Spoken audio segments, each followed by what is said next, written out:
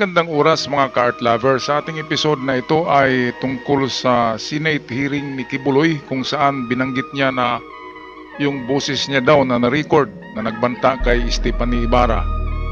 Yung boses na yun ay AI daw, Artificial Intelligence. Yung AI ay may robot pala, merong robot na kamukha niya na nagsalita doon.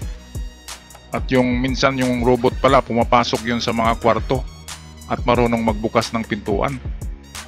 Yun ang sabi niya, AI eh. Kaya kung hindi niya ito ina-accept na siya yun, ibig sabihin merong AI, Artificial Intelligence Robot sa KOJC. Well, narito ang video atin panoorin. Senator Risa Hontiveros nagtatanong kay Kibuloy tungkol dito sa audio recording niya na nagbabanta. Atin panoorin. Mr. Kibuloy, boses niyo ba yung nasa audio file kanina, yung binabantaan mo yung si Stephanie o si Pane?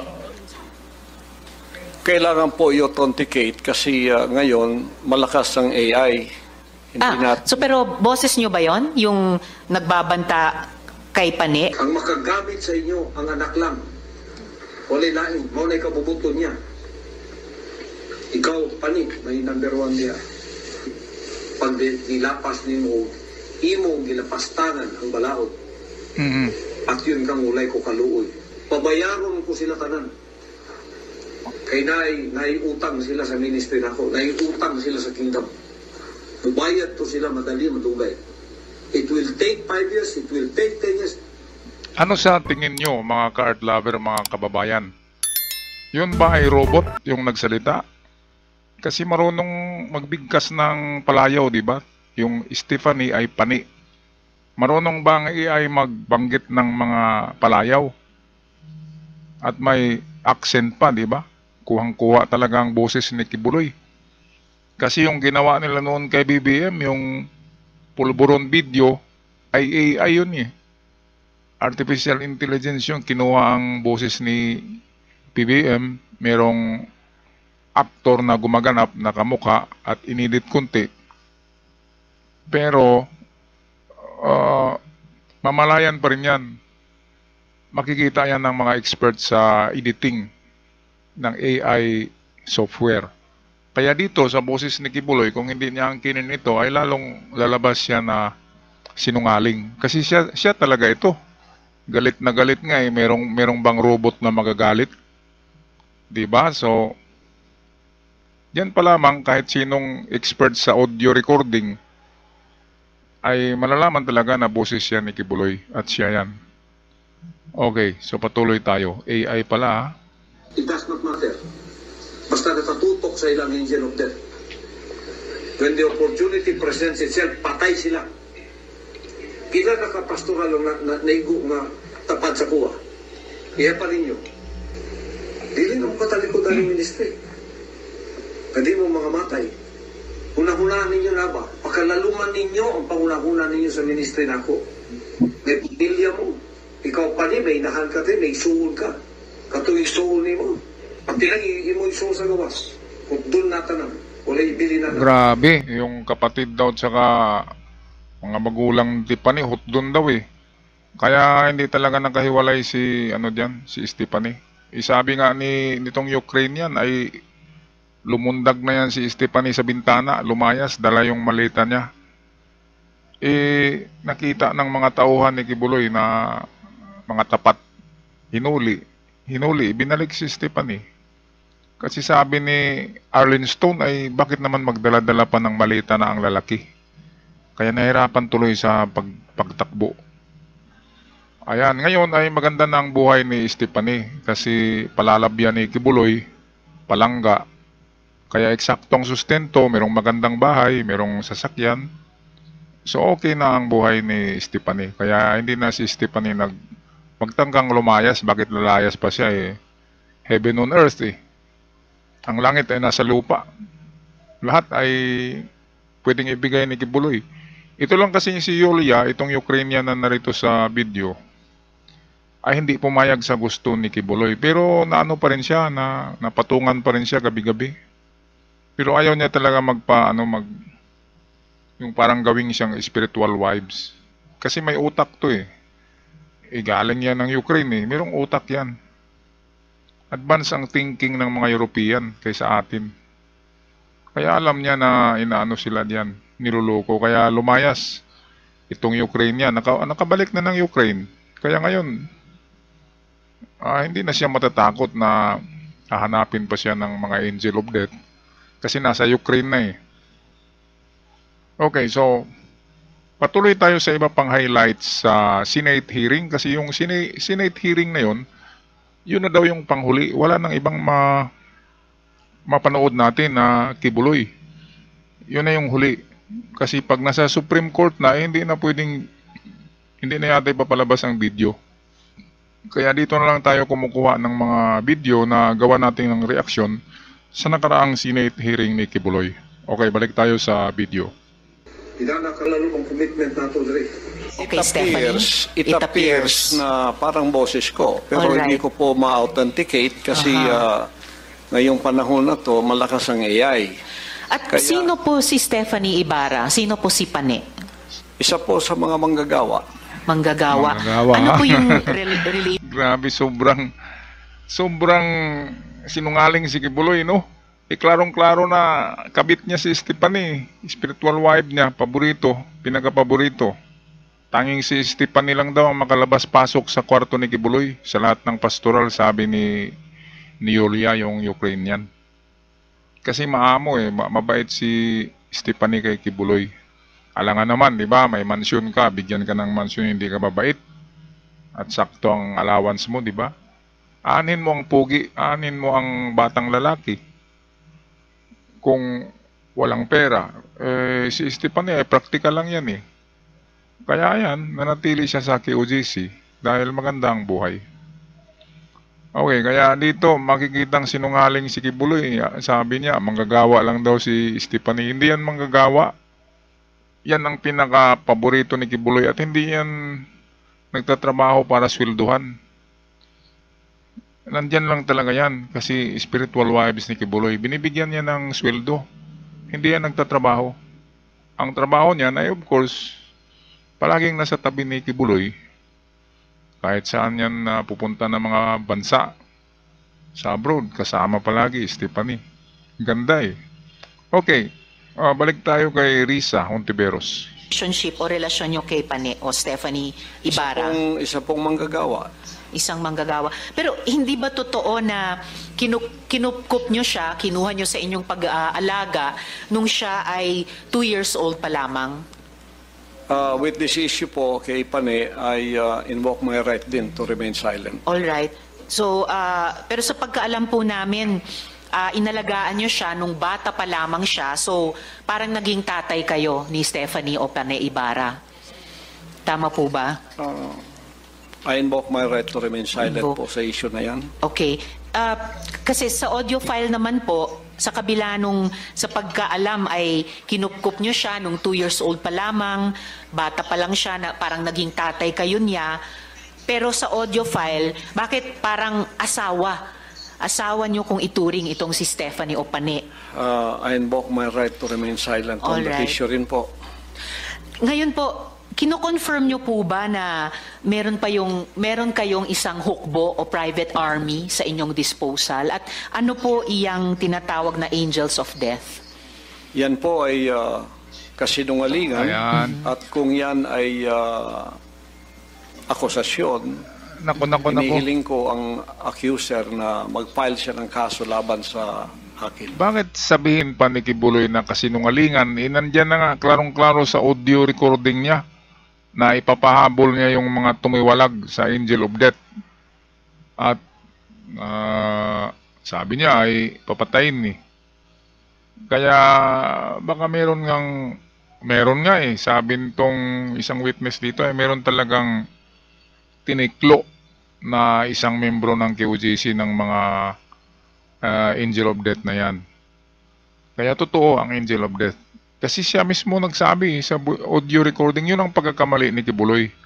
Kasi ang nag-record niyan ay si Arlene Stone habang pinagalitan niya yung mga pastoral at si Stephanie doon sa isang kwarto, ay sikretong ni-record ni Arlen Stone yan.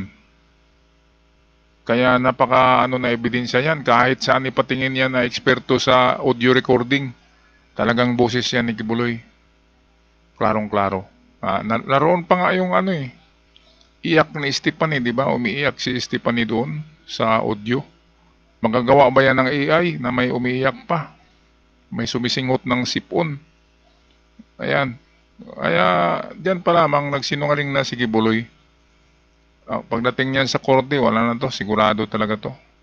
Pero ang maganda ay pinili ni Kibuloy na dito na makulong sa Pilipinas. Kaya kahit makulong siya dito, kaya siya nagpakita na lumabas, sumurinder. Kasi kung hindi siya susurinder, ICC na ang kukuha sa kanya. At kapag ICC or FBI, yung FBI ang kukuha sa kanya dyan, sa KOJC, ay talagang lagot siya. Kaya minabuti niya, tsaka ng kanyang attorney Turon, na dito na talaga magpakulong sa Pilipinas para at least meron siyang special treatment sa kulungan. Okay, malapit nang matapos ng video. Balik tayo sa video. Okay. So, sinasabi nyo kasinungalingan yung isang hukbo na nasa inyong disposal. Opo. Pero ano naman po yung angels of death? Hindi ko po, imbento po nila yan eh. Imbento lamang. And actually, on that matter and for the record, Imbento, may at least isa sa victim survivors na dati nang naghain ng kaso sa inyo dun sa Davao, kaya lang dinismiss. Kaya inappeal nila sa Department of Justice. Yun naman pong mga testimonya ni na Ms. Valdewesa at ni Julia, tinatanggi nyo ba ang mga testimonyang iyon? Tinatanggi ko po. Wala pong mga katotohanan yung kanilang mga sinasabi, kundi sa aking paningin ay kabaligtaran. Ngunit hinahamon ko po silang mag-file ng kaso sapagkat ito'y mga kriminal na mga allegations. At ito ay para maging fair, ay maghain po sila ng mag-file sila ng kaso laban sa akin o kanino mang kanilang gustong mag-file laban sa mga kingdom na leaders or members because we are under the law of the Republic. Tulad po kay Masayon, yung kanyang sinabi. Pastor, i-interrupt ko muna kayo doon dahil tinatanong ko muna yung mga testimonya ni na Ms. Valdewesa at ni Julia. Sorry po. Pinalimos niyo po ba yung mga bata para i-sustain ang operasyon ng KOJC at para tustusan ang inyong lifestyle? Wala po kaming mga palisiya na magpalimos ang bata. Pero walang polisiya man, pinalimos niyo ba sila? Hindi po. Wala pong katotohanan yun. Ganon. Okay. Yung mga adults po, Ganun din. pinalimos nyo ba sila or pinayagan nyo ba silang maglimos para sa operasyon Hindi po. at lifestyle Wala pong ng KOJC? polisiyang ganon ang kingdom na magpalimos. Wala mang polisiya pero pinalimos nyo ba sila, Hindi yung po. mga adults? Hindi po. Wala pong katotohanan yun. Alright.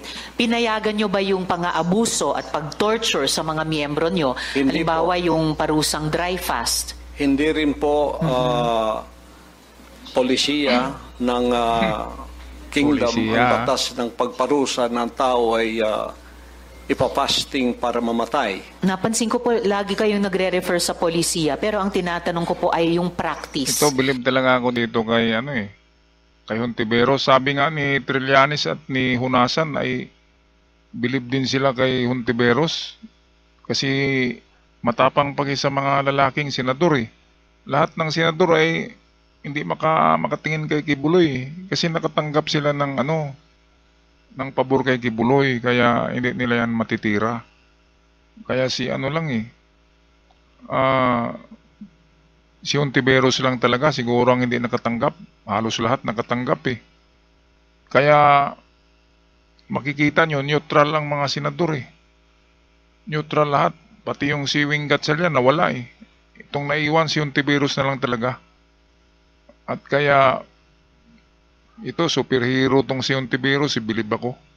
Lahat ng tinitira eh. Walang kinakatakutan. Kasi nga walang natanggap. Kung may natanggap lahat, 'di ba?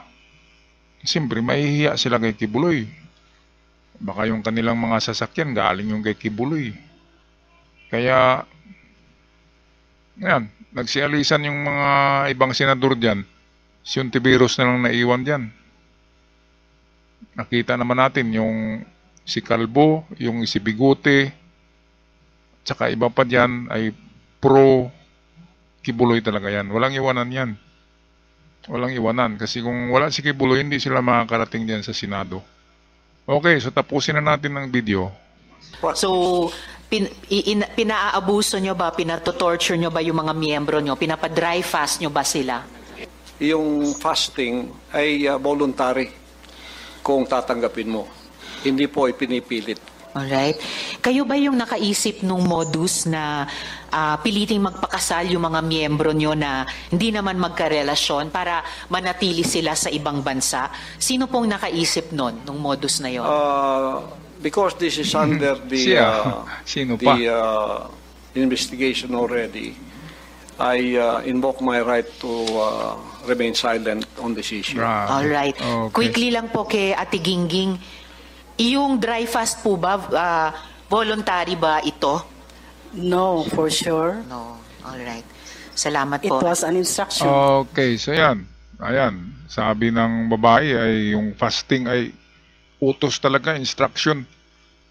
Yung babae kanina, yung nakadilaw, yun ang pinakaunang mga batch na pastoral na ginalaw din ni Kibuloy. Kaya makikita natin sa unang yugto ng hearing ay yun yung nagsasabi kung anong ginawa ni Kibuloy sa kanya. Ngayon sabi ni Kibuloy wala daw na mamalimos. Kung nandito lang si Arlene Stone, ang laki-laki ng naibigay ni Arlene Stone sa kanya na galing sa limos. Kasi naasayan si Arlene Stone sa kayong kapatid niya sa Manila. At ang ginawa nila ay nagbingi-bingian, parang ano sila, mga mute, mga deaf, para maawa sa kanila ang mga tao. Umaakyat ng mga bus, nanghihingi, nagbibigay ng mga sobre. Kaya lagot si Kibuloy kung kaharap niya yung si Arlene Stone. Kapag ipapatawag yon sa korte dito, siyempre pupunta yon kasi libre lahat at saka may allowance pa yan. Ilagot talaga si Kibuloy. Kaya dito ang panalo sa kaso na ito sa tingin ko ang attorney ni Kibuloy. Yung mga attorney ni Kibuloy, lalo na itong katabi niya na laging bumubulong kung anong sasabihin ni Kibuloy. Yan ang yayaman kasi araw-araw yan na merong professional fee. Diba? Kawawa si Kibuloy, attorney yayaman, kakapalang bulsa, makulong si Kibuloy, attorney ay hindi makulong. Dapat kasama ang attorney dyan para tabla-tabla sila dyan. Okay, so ako'y magpaalam na mga kababayan, mga card lover. I-comment nyo lang sa ating comment section down below ang inyong mga saloobin tungkol sa mga pahayag ni Kibuloy sa bidyong ito. Hanggang sa muli, God bless the Philippines at ingat kayong lahat.